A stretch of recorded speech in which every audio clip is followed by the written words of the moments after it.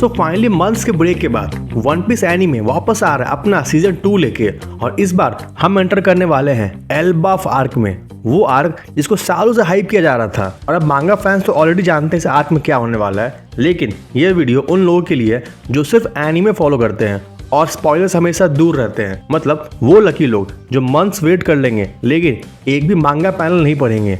तो इस वीडियो में हम बिना किसी स्पॉइलर के बात करेंगे अब तक ऑफिशियली क्या क्या रिवील हो चुका है इस आर्क के बारे में, और हमें क्या क्या देखने को मिल सकता है एल्बाफ आर्क में। सो बिना किसी टाइम वेस्ट के चलिए शुरू करते हैं। अब जैसा कि हम तो जानते हैं जो वन पीस एनीमे है वो ऑफिशियली सीजनल हो चुका है, यानी कि वो वीकली एनीमे नहीं रहा। मतलब कि इसके हर साल 26 एपिसोड आएंगे और ये 2 पार्ट में रिलीज होंगे। पहला पार्ट में 13 एपिसोड होगा जो हर हफ्ते आएगा 13 वीक तक। उसके बाद 4 महीने का ब्रेक होगा और फिर उसके बाद अगले 13 एपिसोड्स आने वाले हैं। यानी कि एक बार में सब कुछ नहीं मिलने वाला, हमें हर हफ्ते फिर से तड़पना पड़ेगा, वेट करना पड़ेगा इसका। अब बात करें इस एल्बाफ आर्क की, तो कुछ दिन पहले एक मिनी ट्रेलर रिलीज होता है जो कि सिर्फ 40 सेकंड का था। उस ट्रेलर में हम देखते हैं लोकी को, जिसका फर्स्ट लुक रिवील कर दिया गया, और भाई साहब बंदा क्या ही कूल दिख रहा है। बंदा का पूरा ऑरा फील हो रहा होता है और उसका डिज़ाइन देखिए हमें क्लियरली समझ आ रहा है कि ये बंदा कोई बहुत ही खास कैरेक्टर होने वाला है। अब उस ट्रेलर में और बहुत सारे स्मॉल सीन्स थे, लेकिन जो मेन फोकस था वो था लूफी और लोकी के इंटरेक्शन पे, जहाँ एक सीन में लूफी लोकी से शैंक्स के बारे में पूछता है। अब बदले में लोकी उसे एक डील ऑफर करता है। अब वो डील क्या है, लूफी क्या जवाब देगा उसका, ये सब एनीमे में देखने वाले हैं। लेकिन एक बात तो पता चल रहा था कि लूफी और लोकी का इंटरेक्शन बहुत ही आइकॉनिक और खास होने वाला है। अब मैं थोड़ा सा शॉक हूँ इस बात पे, ये लोग ने लोकी का जो लुक है, डिजाइन है, वो रिवील कर दिया एक ट्रेलर में, जबकि मांगा में बहुत बिग मोमेंट था।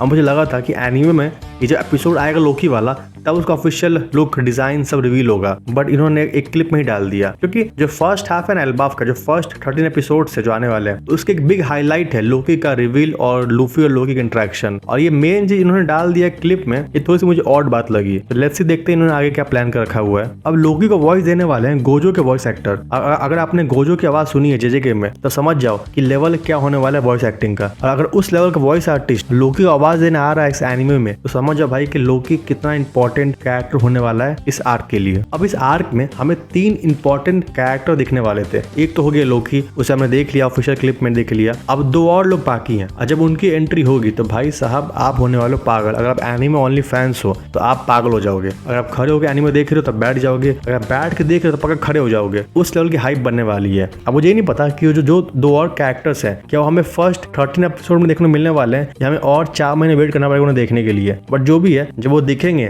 तो तबाही मचने वाली है स्क्रीन के ऊपर में। अब बात करें स्टोरी की तो बहुत सिंपल है। एगहेड आर्क में जो कांड हुआ था उसके बाद से पूरी दुनिया की नजर है लूफी और उस क्रू पे, और वर्ल्ड गवर्नमेंट का तो मजाक बन गया था एगहेड आइलैंड पे, क्योंकि एल्डर्स वहाँ आ चुके थे। उसके बाद भी वो लोग कुछ उखाड़ नहीं पाए, लूफी का क्रू वहाँ से निकल के भाग गया था। तो अब देखना है कि ईमू क्या करेगी, क्योंकि अगर हम बात करें पावर हायरार्की की तो ईमू आती है टॉप पे, फिर आते हैं एल्डर्स, फिर आते हैं अकाइनो, फिर आता है एडमिरल्स। तो एल्डर्स के फेलियर के बाद में अब ईमू कुछ तो बड़ा करने वाली है लूफी के अगेंस्ट में। अब क्या बड़ा करेगी वो हम देखेंगे इस एल्बाफ आर्क में। और मुझे देखना है कि क्या लूफी को पता है जो हुआ है गार्प के साथ में ब्लैकबर्ड के आइलैंड पे, अगर उसे इसकी न्यूज मिलेगी तो उसका रिएक्शन क्या होगा, वो देखने में मजा आने वाला है। जो भाई गार्प उसके ग्रैंडफादर है और जो हुआ है उनके साथ में वो बहुत ही दर्दनाक हादसा हुआ है।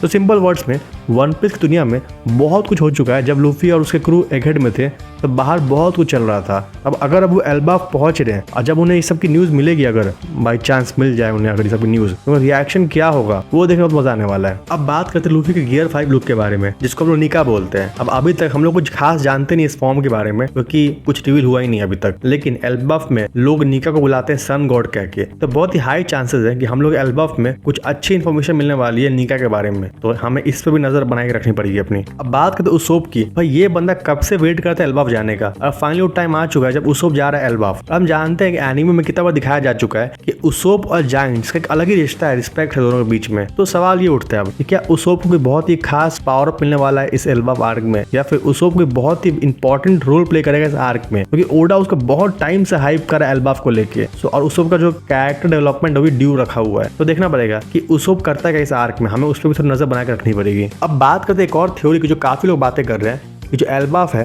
वो एक्चुअली में शैंक्स के अंडर में आता है। और ये तो हमें पता भी है कि जो शैंक्स है वो प्रोटेक्ट कर रहा है एल्बाफ को। तो बहुत ही हाई चांसेस है कि हम इस आर्क में शैंक्स को देख सकते हैं।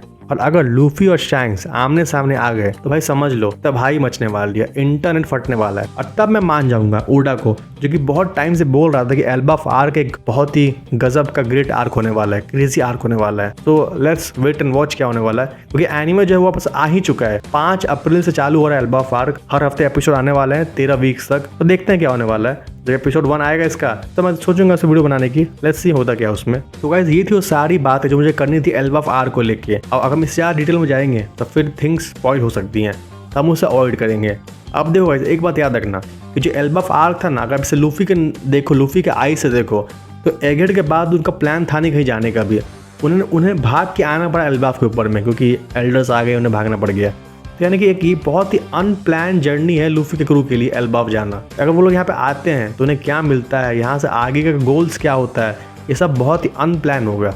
तो ये देखने बहुत मजा आने वाला है कि एक अनप्लान जर्नी में क्या इंटरेस्टिंग हो सकता है। क्योंकि एगेट से वो कहाँ जाते हैं हमें क्या पता था, एगेट पर अटैक हो गया एल्डर्स का तो उन्हें भागना पड़ गया एल्बाफ के ऊपर में। तो ये एक अनप्लान तो है। तो लेट्स सी क्या होता है। अगर वीडियो अच्छा लगा गाइस तो इसे लाइक करें और चैनल को सब्सक्राइब कर दें फ्यूचर एनिमे कंटेंट देखने के लिए। Till then see you, bye bye.